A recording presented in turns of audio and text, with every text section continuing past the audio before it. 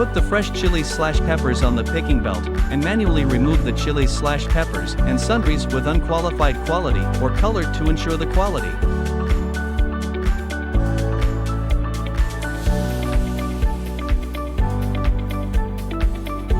The picked chilies/peppers are transported to the bubble washing machine, and they are continuously rolled under the dual action of water flow and air bubbles, and the soil and debris are quickly cleaned.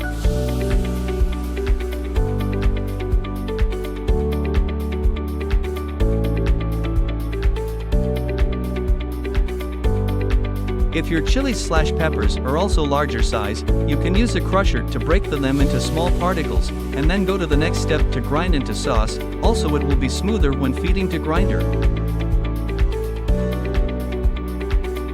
Through the high-speed rotation, shearing and grinding of the stator and rotor, the chili peppers are ground into finely divided chili sauce. The chilies/peppers sauce fineness can be adjusted by the rotating hand wheel. Pour chilies/peppers sauce into the jacketed cooking pot, then add water, minced garlic, salt, sugar, vinegar, starch, and other accessories according to different taste and shape requirements.